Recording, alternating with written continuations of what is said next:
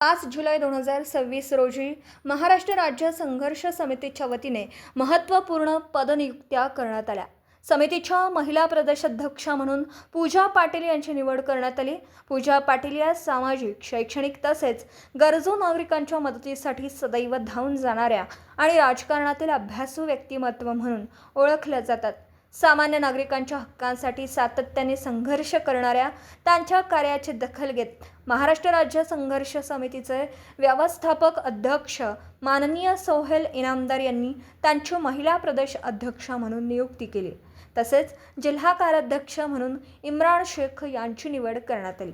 इम्रान शेख यांनी सर्वसामान्य नागरिकांच्या विविध प्रश्नांसाठी अनेक मोर्चे, आंदोलने व जन आंदोलने उभारून समाजकार्यात उल्लेखनीय योगदान दिलं आहे।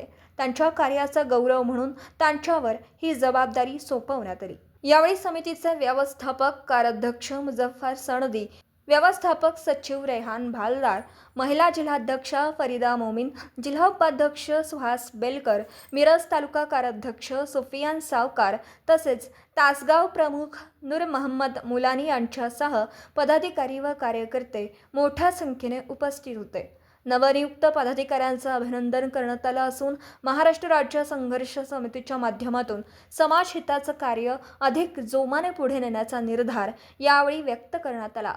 नमस्कार, मी मुझफ्फर सनदी, संस्थापक कार्याध्यक्ष महाराष्ट्र राज्य संघर्ष समिती। आज महाराष्ट्र महिला प्रदेशाध्यक्षपदी पूजा पाटील यांची निवड करण्यात आली आहे। त्यांचं सामाजिक कार्य कर्तृत्व बघून आज आम्ही त्यांची पंचायतीची निवड करण्यात आली आहे व येणाऱ्या काळात संघर्ष समितीची महाराष्ट्रस्तरीय बॉडी बनवण्याच्या उद्देशानं त्यांना मी हे पद दिलेलं आहे व त्याच्याकडून आम्ही अपेक्षा करतो व त्यांना मी त्याच्या शुभेच्छा देतो। नमस्कार, मी महाराष्ट्र राज्य संघर्ष समिती संस्थापक अध्यक्ष सोहेल इनामदार। आज महाराष्ट्र राज्य संघर्ष समितीच्या माध्यमातून महिला प्रदेशाध्यक्षा पूजा पाटील यांची निवड करण्यात आली व सांगली जिल्हा कार्याध्यक्ष म्हणून इम्रान शेख यांची निवड करण्यात आली। अपेक्षा हीच करतो की महाराष्ट्रभर पूजा पाटील यांनी महाराष्ट्र राज्य संघर्ष समितीची पदाधिकारी निवडी करून महाराष्ट्र राज्य संघर्ष समिती ही बळकट करते व येणाऱ्या